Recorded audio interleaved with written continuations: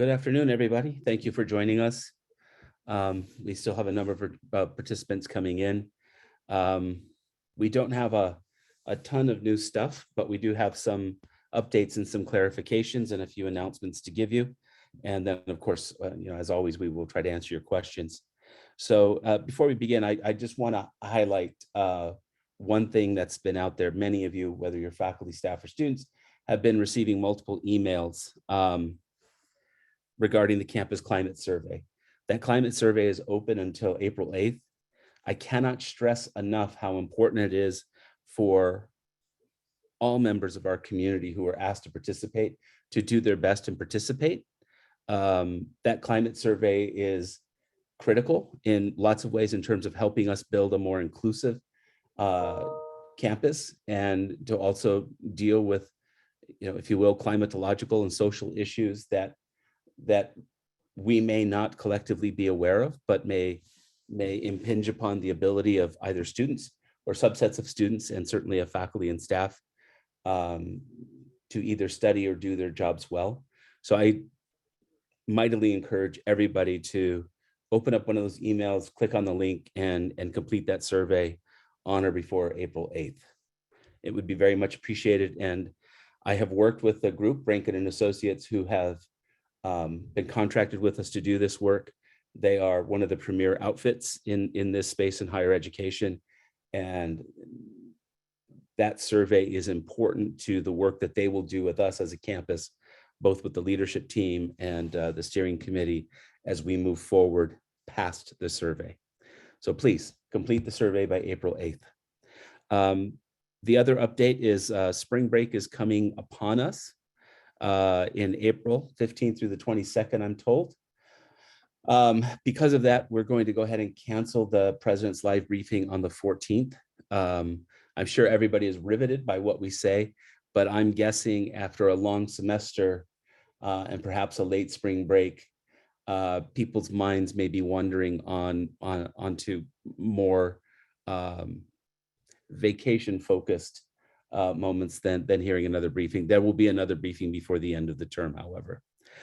During the time that the campus is on spring break, I have had a chat with Rene Rotolo, and I have agreed with her recommendation that because of the stress that has been placed on our public safety officers this semester, we'll likely go back, much as we did last summer, and shut down the gates and leave gate 8 open and gate 5 open for the traffic that does come through. Hopefully there'll be some people coming through the gates, but I know a lot of people are looking forward to taking that time away from campus and hopefully recharging for the last sprint to the end. And that end will include, knock on wood, an on-campus commencement ceremony and an honors convocation. I will let Provost Nwosu follow up with a little bit more detail later. But those are the quick hits. I do want to stress we are in the final throes of the budget season. We're basically in the last maybe 36 hours, probably 24 at this point, maybe a little less. Depends on how they go in session. I would like to be wildly optimistic about the higher number, which is a $500 million plus investment into CUNY. I don't know that we're going to get there. We know that the governor started just south of 170 million, which in and of itself is a welcome infusion of new money. And we also know that the middle ground is somewhere around 450, maybe just a little under 450 million. As things go, typically there's a lot of horse trading in the last hours to reconcile the differences. We may find ourselves in a middle space between what the governor has proposed and what either the Assembly or the Senate has proposed. If there's a middle ground between those two numbers, you're still looking at hundreds of millions of dollars of new money coming into the system. And it seems that both houses and the governor seem to be very keen on equalizing where we're at with employee benefits and how the state funds them. That is huge for us because obviously that's a direct infusion of cash, but that's also a liability, an immediate liability that gets removed, and some stress on our budget planning gets reduced, at least for the next 2 years. And that's important as we come out of COVID and try to reset where we're at. In addition, the last week has been interesting because for the first time in a number of years, our congressional group, both the Senate and the House members, have reached out to us in different ways and have suggested that earmarks are back. And so every congressman or woman and both senators have a certain amount of discretionary income dollars that are allocated to them. There are certain rules about what they can fund and what they can't fund, but a lot of what they can fund falls in the heart of what we're trying to do and things that we feel like we need. So it won't be capital projects, but it will be programmatic dollars if they come in. The challenge is that they are also one-time dollars, and there's always a time lag. So even though we get into a reconciliation bill that gets agreed upon between the branches of federal government, we likely wouldn't see the money until next February or March. But knowing that we're going to get the money can help us plan and possibly even do a little bit of deficit spending, knowing that we're going to get reimbursed by the federal government. So it is good, and what's helpful is how I don't want to say aggressive, but how keen our congresspeople and our senators were to reach out to us and invite us to submit proposals. And so we basically have one proposal being teed up for every congressional office that reached out to us. And they will range from things like the digital divide to food sustainability, to possibly learning loss and learning recovery. We're still having conversations with some legislative aides about what really is in the wheelhouse of the legislators, because most of them have a platform of between 3 to 5 things that are really what they're passionate about, and we're just trying to line up for each one something that is important to us as a campus, with what they really want to carry water on, so that we can be successful. So those are the updates. Other than knock on wood, we opened. We've continually monitoring what is happening with the coronavirus. There's uneven news from different quarters of the world and the United States. We seem to be holding pretty steady, and so we've not gotten any missives from the central office to anticipate or plan for yet another pivot. And so if we can hang on, and maybe that's one of the reasons why it's good to have a late spring break, because by the time people come back, we basically have 2.5, 3 weeks until the end of term. But if we can hang on, we might have found our transition semester. And wouldn't that be nice? Since I know we've been talking about transition semesters for 3 semesters now, but maybe this is the one that'll stick. And if that's the case, I think a lot of us will be happy. And I do want to say at this point, since we're already past the midpoint of the semester, thank you to everybody. It's been a lift, and it doesn't go unnoticed that people are lifting hard and doing what they can to help us make it through the semester and support our students and support them well. So thank you to everybody. I am going to turn it over to VP Rotolo, and she has a few updates, and then we'll turn it over to Provost Nwosu. Rene? Thank you, President Delgado. Good afternoon, Lehman College. I'm just going to reiterate what the president said. During the week of spring break from April 15th to April 22nd, we will only have open gate 5 and gate 8.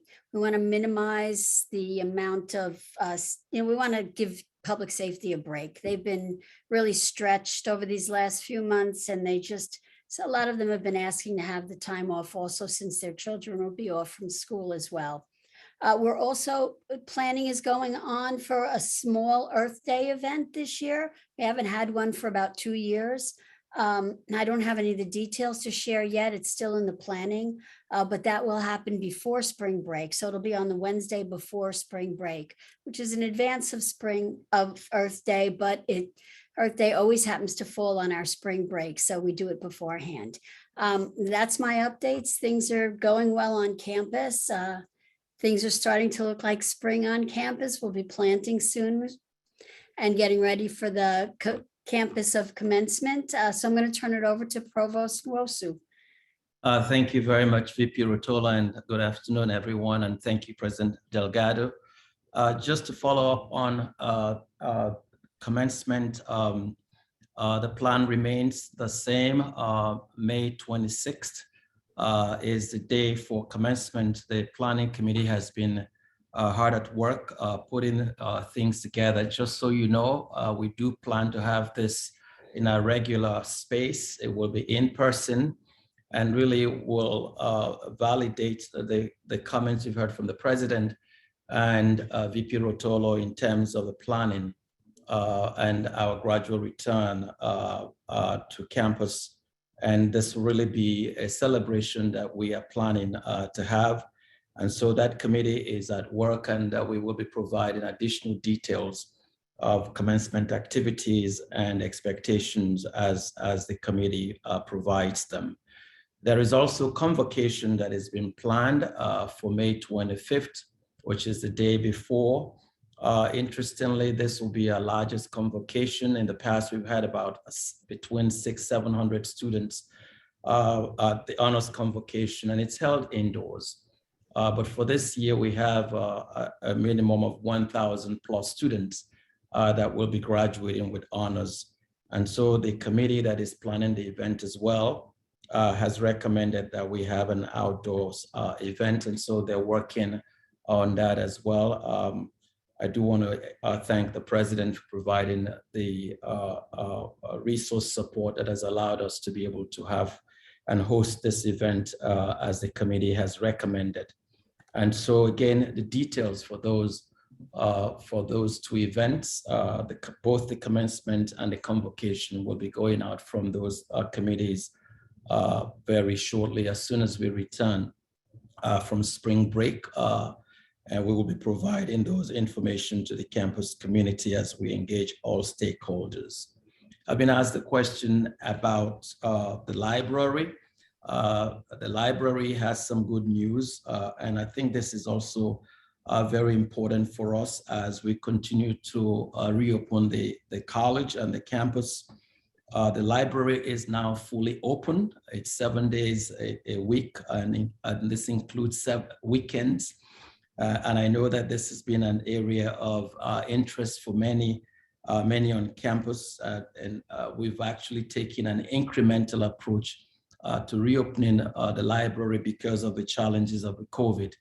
But I did meet with the chief librarian today, and the library is open fully as we have had in the past. And so I want to encourage everyone, especially our students, to take advantage of the group study rooms that we have there, the periodical space we have there, and certainly the ability to come in on a regular basis to access library services, simply swiping your card as you enter the facility and use the space as we have used it in the past. Summer registration begins next week, and that's April 6th.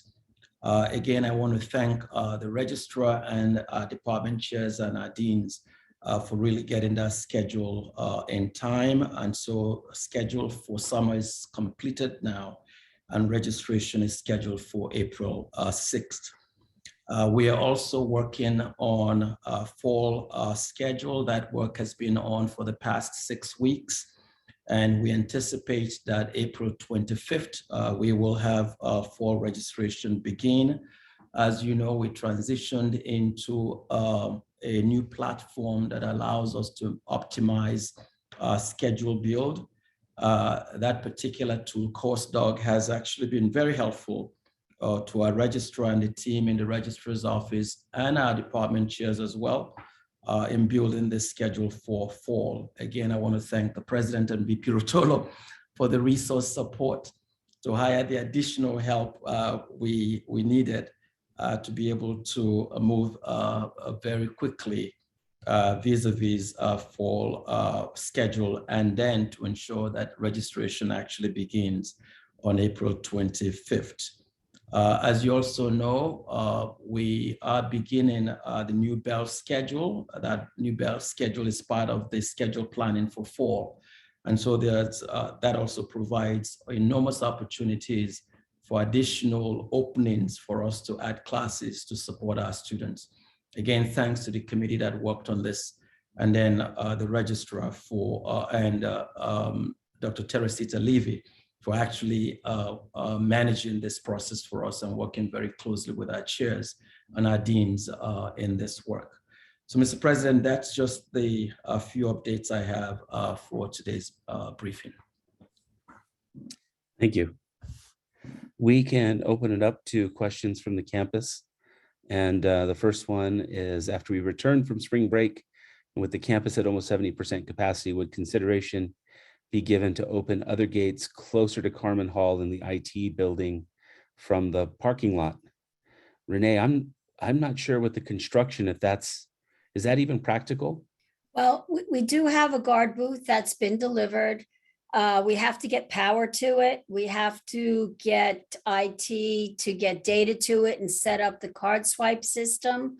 And that would be entering through gate 1, which is directly at Carmen Hall, not by the construction site. So it is something that we're planning to do. I don't have a date yet. So I don't know if it'll be ready when we get back for spring break. I don't have a date, but we're getting closer. All right. Thank you, Rene. I did want to mention also, there was a message sent out from Student Affairs asking for volunteers from the community for commencement. We're going to have quite a few. I mean, for anyone who's been here for one of the commencements, we have upwards of 10,000 and more people coming onto campus. And following the procedures we have in place now, we just have to get a lot of people on campus very quickly. We want to make sure the students and their guests have a wonderful, wonderful commencement. So we're asking for volunteers to assist at the gates and for a variety of other things that Student Affairs is asking. So if you haven't volunteered, if your staff hasn't volunteered, please help out. We want to make this the best commencement. Thanks. And I'll just add to that, if you're wondering how to reach a person in terms of volunteering, reach out to Vice President Jermaine Wright, and he will be able to direct you in terms of that volunteer process. We also do need that same support for convocation as well. And if you are interested in volunteering for the convocation piece of it, please send a note to Associate Provost Victor Brown, and both of these individuals will be able to direct you in terms of what the help we will need. Thanks, Rene, for bringing that up. Excellent. Are there any other questions? Oh, one popped up. Let's see. About a month ago, I advanced the name of a candidate for an honorary degree who taught grammar school for 40 years. However, today I've not received either a confirmation or resolution to this nomination. May I hear from you now?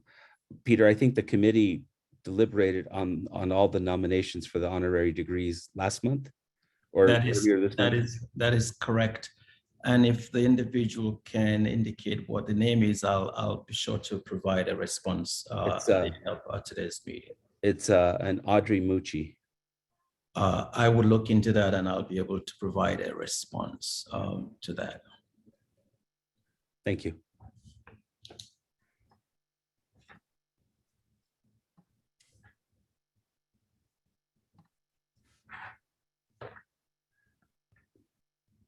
Folks, we have no open questions. We might set a record. Oh, Can some of the Scott money be used for our infrastructure problems? Students in Carmen Hall have no food options, bathrooms that need renovation, etc.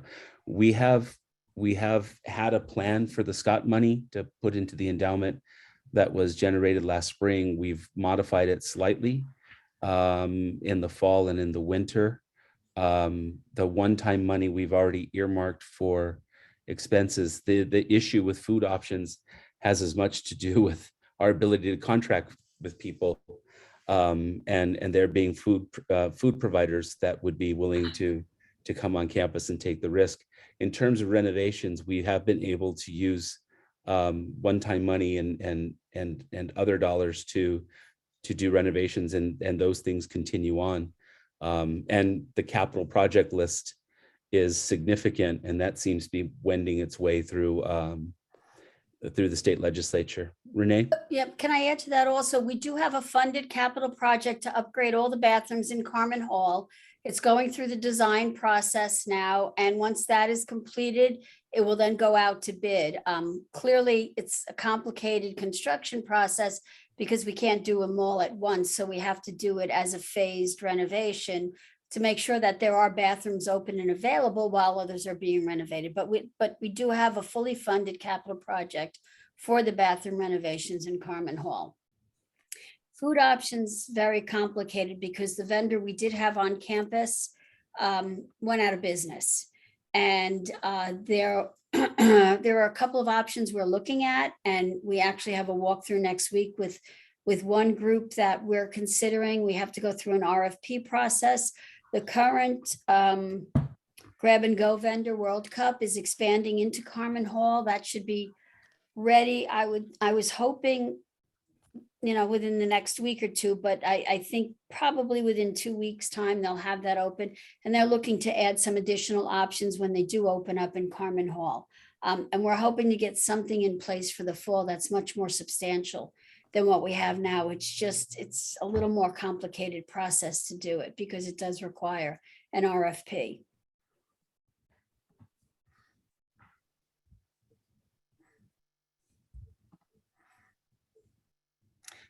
Peter, students are asking about fall registration. What is the plan in terms of the fall proportion of classes being on campus? Carol, I'll jump in here and just say that the chancellor at this point has said the campuses will plan for fall. There is no percentage target. We are basing our planning on the fall based on fall 18 and fall 19 schedules, modified by what we have learned and what we have adapted to through COVID, and bearing in mind what makes sense pedagogically, what makes sense curricularly and programmatically, and obviously trying to target learning experiences that help students learn and help with retention. I would project we'd probably actually end up pretty close to the percentages where we're at now, because that is roughly where we were. We were a little bit higher face to face 2 years ago in the fall. But Peter, I'll let you fill in the details, because I know you and the deans are much closer to it. And you're right, Mr. President, you're correct. Where we were pre-COVID was really 75-25. And of course, as we were planning for fall last year, we were aiming for 70-30, and we did get to 70-30. And so the thinking is that that would still be around where we would be in terms of in-person. But the idea is really to address all of those issues you raised and what's in the best interest of our students, and to make sure that they learn as we begin to fully return to campus. That's also why the library is fully open, because we're really trying to get back to where we were, and suddenly be informed by lessons we've learned from the COVID experience as well. And there have also been investment, as everyone knows, in some technology. HiFlex is one of them. All of those things will become very useful as we engage our new experience and return to campus in fall. Thank you, Provost.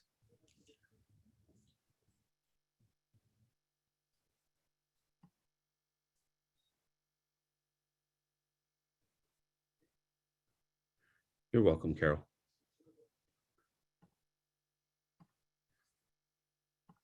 Okay, I see no open questions. So if it is okay with everybody, what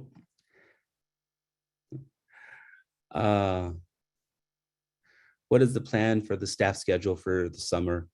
I think we're going to try to go back to quote unquote normal operations for the summer. So we know that in a typical summer, most of our classes are online. In a typical summer, if I understand correctly, the practice has been that staff would tend to work 4/10s. Is that correct, Rene?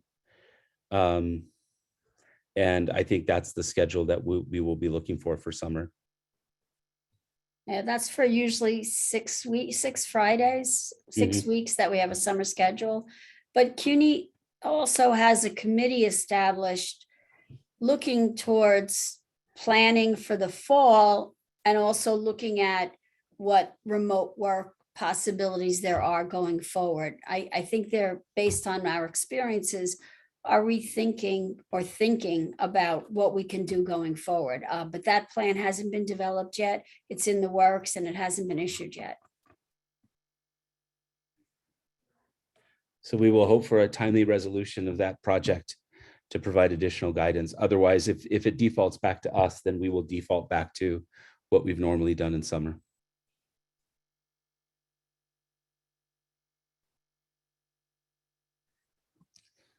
Okay, well, I guess thank you, everybody. It's about 3:30. I appreciate the questions. I want to thank my fellow panelists, my colleagues, for the clarifications and the insights. And we Mr. will. President, it's 3:30 because of where you are. It's 4:30 almost. Oh, I'm sorry. Yes, I just betrayed my location. I'm in sunny Minnesota because the beaches in Minnesota are absolutely the best this time of year. They're just so covered in snow. So my apologies. 4:30 New York time, 3:30 Minneapolis time. My apologies for the confusion, but we'll let people go. I'll thank my panelists and we will see you at the next briefing. We'll also be sending briefings out from our various offices over the next week or so. And hopefully by the time we watch the evening news tomorrow night, we can celebrate just good news for CUNY out of Albany. And that would be a wonderful way to cap this particular year. So fingers crossed, everybody. Thank you for all your fine work. Have a great afternoon and evening.